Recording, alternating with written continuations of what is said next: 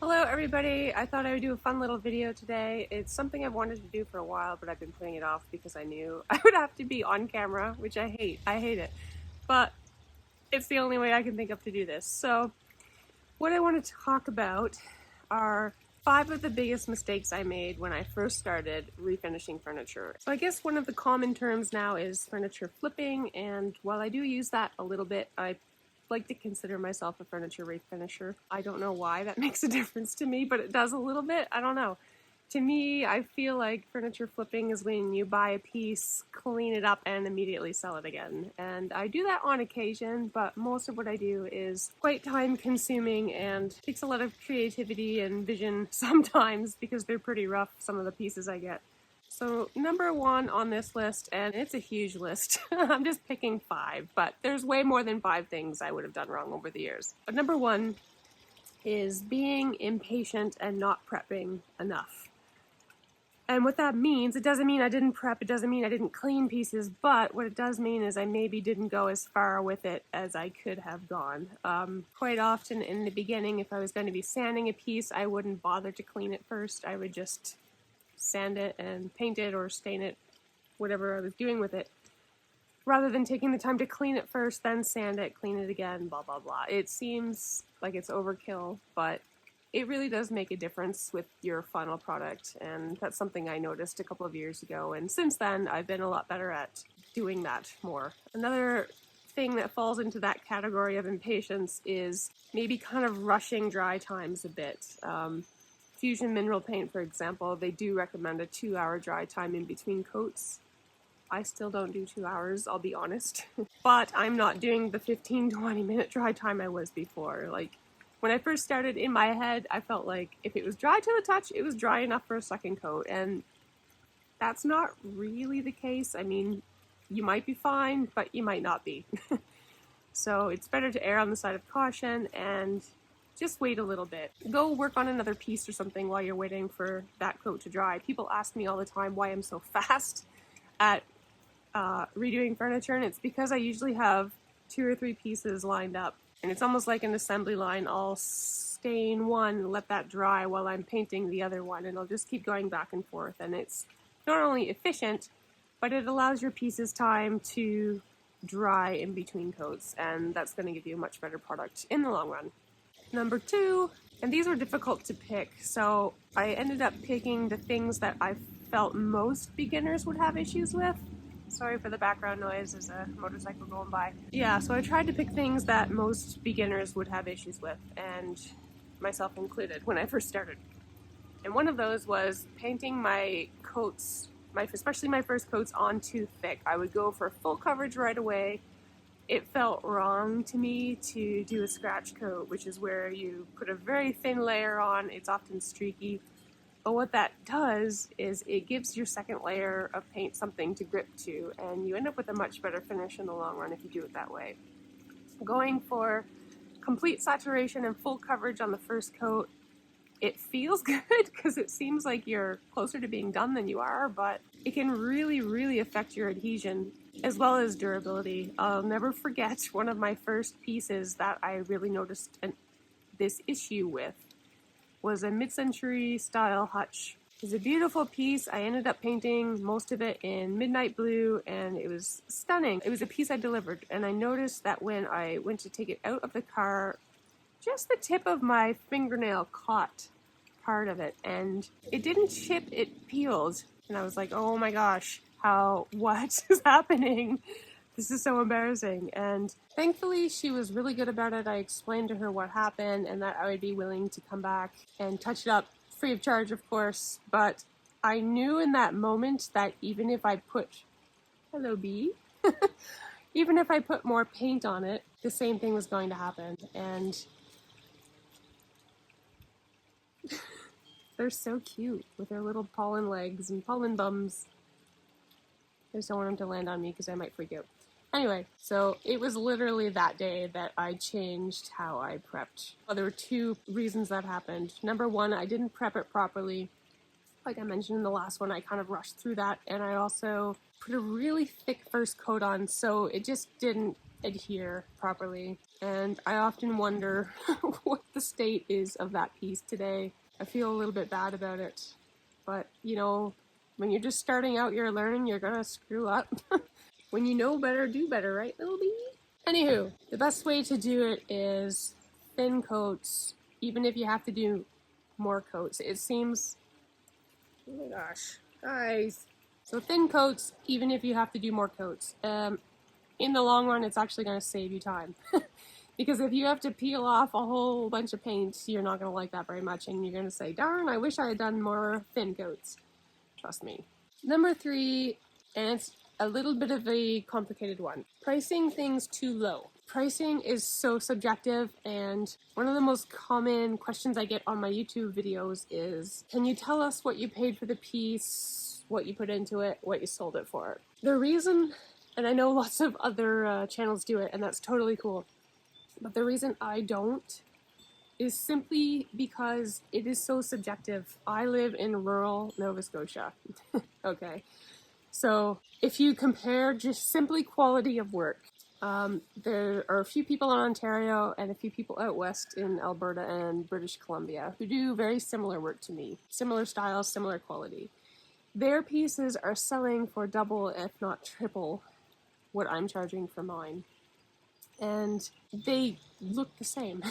So the problem with me doing sort of the breakdown for my YouTube videos is that something I sell for $500, you might be able to get $1,000 for, or, you know, it might be less. It just depends where you live, and that's a huge thing to consider. I actually have another video coming up fairly soon where I kind of go into more detail, but when I first started, I had no idea what to price things at. I knew that I had this table I bought for $30 and I wanted to sell it. I think I sold my very first coffee table for around $110. If I did that same piece today, I would probably charge around $250 for it. It was solid wood, if I'm remembering correctly, and just a really nice piece, and I could easily get $250 for it. It's worth that if you look at what you'd have to spend to go buy a brand new one. You know, that's a good price. Some of my first dressers were $150, $180, $200. Those would now be $450, sometimes even $5, and up into the $600, $700, $800 for the mid-century pieces. And it's not that I'm trying to push my luck with pricing. It has nothing to do with that. It's just that when I first started, I was pricing things too low because I didn't know what the heck I was doing. Through watching other sellers and even just learning more about furniture in general and the construction of it and what these pieces would cost to manufacture today, you get a new appreciation for things like pricing and what things cost. I just refinished 2 really nice late 80s cherry nightstands, and they were tall, and I'll post a picture of them here. I sold these, I believe it was around $650, $625. Oh gosh, I probably should have checked before I started talking. Somewhere in there, plus HST, which is our tax here. I did a quick Google search to see if I could find pieces that were similar, and I did find some. They had one less drawer than the pieces I had, and they were selling for, I think, $1,100 or $1,200 a piece.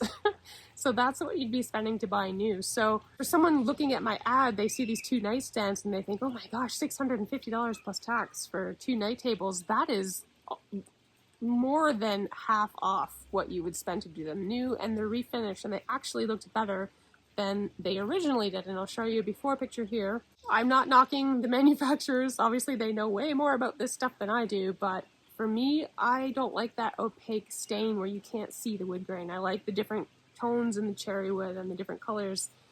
That's what I really like. And because I refinish them this way, they become completely unique pieces, even though they're factory produced from back whenever. I realize I'm probably rambling here and not being super cohesive. I was initially going to write this all down and then just read it, but for some reason it felt a little more, definitely not natural because I am not a natural in front of the camera, but just a little less formal, I guess, to do it this way, kind of ad-lib, off the cuff. Anyway, I'm going to drink some kombucha.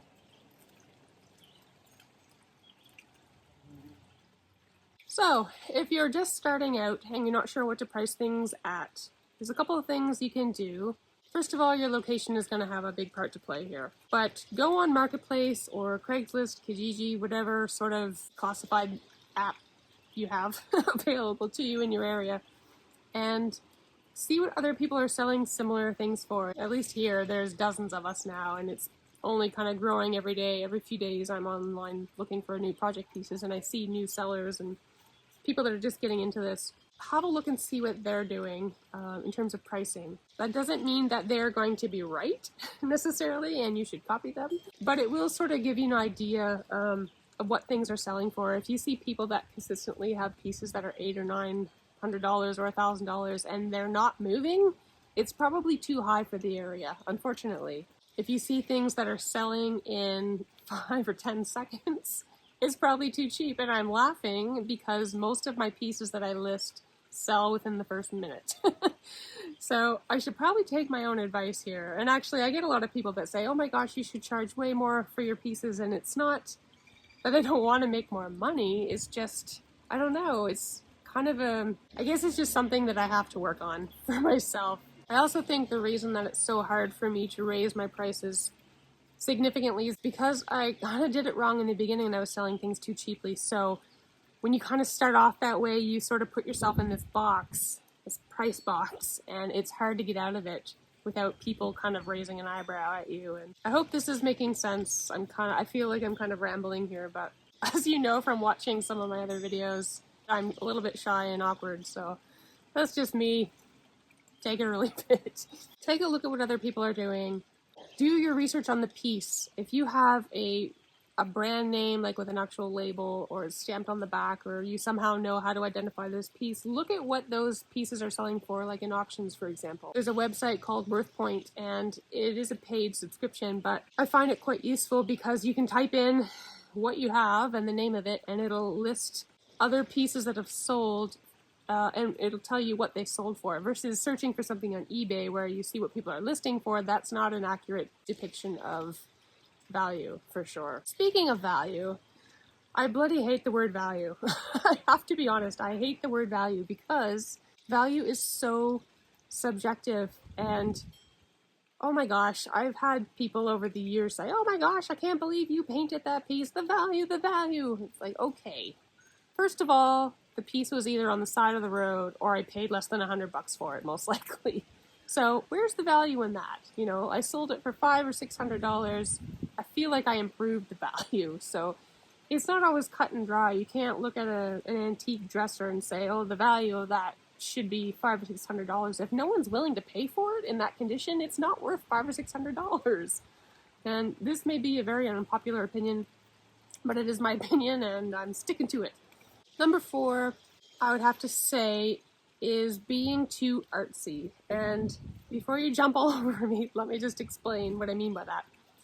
I am an artist. I've been an artist my entire life. I have an arts background. I've been a tattoo artist for the last 10 years, minus the last year because of that situation in the world. Thousands of paintings. I mostly do small paintings, but thousands of paintings on eBay over a lifetime, and I like to create things. So when I first started doing this, the thought of painting every piece gray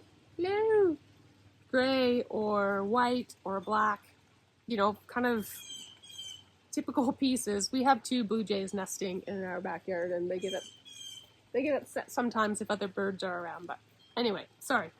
What was I talking about? When I first started, I wanted to do things differently. I wanted to do pieces that people have never done before, things that people have never seen before. And I did some pretty wacky colors and some interesting geometric designs. And while all of those pieces sold, they didn't sell quickly for the most part. Were I to do the same thing today, I don't think I'd have a problem selling things because I'm established here, I'm well known around here, and I actually had a storefront, so I'm kind of out there, you know what I mean? Like, people know who I am and what I do and the quality of my work. That affords me the luxury of being able to be a little bit whimsical and crazy with designs every now and then, but I don't. Sometimes I'll do something completely out there and I think, oh my gosh, this will never sell, and it does sell, but again, it is because I have that base. If you're just starting out, you might get lucky and find a buyer that's looking for exactly that shade of fuchsia or a hot pink that you want to paint something, but it's not guaranteed. And if you're just building a base, it might be a better idea not to sort of put yourself in a box, so to speak. If you're just doing this as a hobby and you just want to be creative, have at her, do all the hot pink you want to do. But if you need to make money, if you're trying to pay down bills, or in my case, this is actually my job, trying to buy groceries and make car payments, etc., you might want to think more about what people are buying in your area. And that is a lot of white and blue and gray and black. And you kind of have to ask yourself, what is more important? Is it more important for me to be creative and express myself through this furniture and maybe hang on to a piece a little bit longer?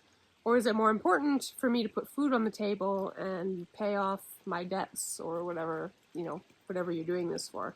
Once you have a base, and by base I mean you have a following, you have either Facebook or Instagram, you've got a crowd of people that are following what you're doing and want your work, then I think you can kind of do what you want to do, and you will eventually become known for that. And that's a great place to be in as an artist. I don't feel for me that that's necessarily right at the moment. I think I'm sort of doing what's working best for me, which is creating, I don't want to say neutral as in bland. A lot of times when people hear the word neutral, they think, neutral, boring. But I just mean neutral as in, I guess maybe a better word would be adaptable, like pieces that could fit in a mid-century style house or a farmhouse style house or modern rustic, something that is a bit of a chameleon and could be used in different decor styles.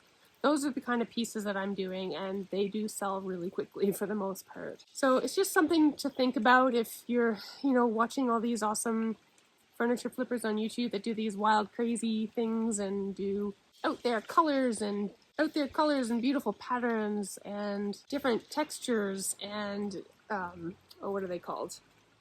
Transfers. I haven't used transfers yet, but I know a lot of people do. Transfers is another example. So you might be watching these people and thinking, I would really love to do that.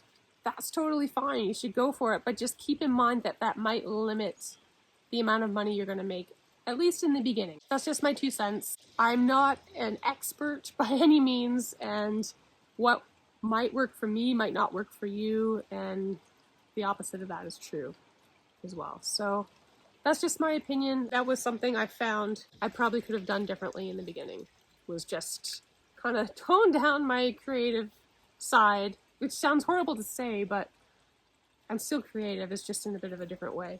And back to a more technical side now. Number 5, the 5th mistake I made when I was just starting out was sanding everything instead of stripping it. Let me explain. So when you're refinishing a piece, chances are it's either solid wood, it's veneer, or it's laminate. Obviously you can't strip laminate. You have to, if you're going to redo it and paint it, you want to kind of lightly scuff sand it, clean it well, and then go to town. Solid wood is pretty forgiving when you're sanding. Veneer, on the other hand, you sort of, it depends on the veneer. A lot of it is quite thin, and you sort of get one crack at it. So if you're just blowing through this old finish, you have no idea what's underneath. It could be veneer, and you might sand through it before you even realize what's happening. And I did blow through some veneer when I first started out. Not a lot of it, because I'm just kind of a weird, careful person anyway. I'm sort of obsessive about stuff like that, but it has happened, and I don't want that to happen to you. So a couple of things. I guess first of all, make sure you know what you're working on, whether it's solid wood or veneer. But an even better tip would be to try to remove as much of the finish as you can before you start sanding. Nowadays, if I'm working on a piece and the finish is shot and it's super thin and patchy, whether it's solid wood or veneer, I'll probably just sand it, because I know that it's not going to take much. Generally, my rule of thumb is if I can't get through a finish at about 120, 150 grit, then I need to strip it. When I first started, I would grab an 80 grit and just go through that finish as much as I could. There were a few accidents where I would sort of just take a little too much from here or there and through the veneer. If the finish is thick, there's no way I'm sanding that. It would take friggin' forever, and you'd go through a million sanding pads. So many different types of strippers out there. I know that the one I use the most is circa 1850. I know that that has been banned in other countries, and I probably shouldn't be using it for that reason alone, but it works so well. It's hard to think of going back to something like citrus strip, which I despise. I can't stand it. But if stripper, like a chemical stripper, is not an option, you could always try scraping with either a metal card scraper, or there's handheld ones as well. Sometimes they're called paint scrapers or wood scrapers. Those are quite effective at getting finish off quickly and with a lot less mess than a stripper. But they do take a little bit of practice to get used to, and if you don't know what you're doing, you can really mess up your wood. So it's getting breezy. I sounded really Nova Scotian just then. I've had a lot of people ask me where I'm from because of my accent, and it's funny too because there's only a few words that I say, and hearing myself back on the video, I think, oh my gosh, I sounded really Nova Scotian just then. Other than that, I don't really notice I even have an accent, which is kind of funny. So a quick recap on that. If the finish is gone, very thin or non-existent, you're probably fine to just sand through it instead of stripping it. Just make sure that a 120 or 150 grit is going to do the job. If it's not going to do the job, you need to figure out some other way to get through it. I hope that this has been a little bit helpful for some of you just starting out. I know that the seasoned pros and people that have been at it for a while, this is probably nothing new or newsworthy for them, but it is something I probably would have appreciated when I was just starting out. So I wanted to share that with you guys. Like I said, there's probably 10 other items I could add to this list, but I wanted to keep it kind of, I guess, the ones that I would go back and change if I could. Anyway, it is a really hot day and I'm melting, so I'm gonna go inside in the pool now, finish my kombucha, and work on my taxes. Joys of doing this for a business. Anyway, I'll see you guys in the next video.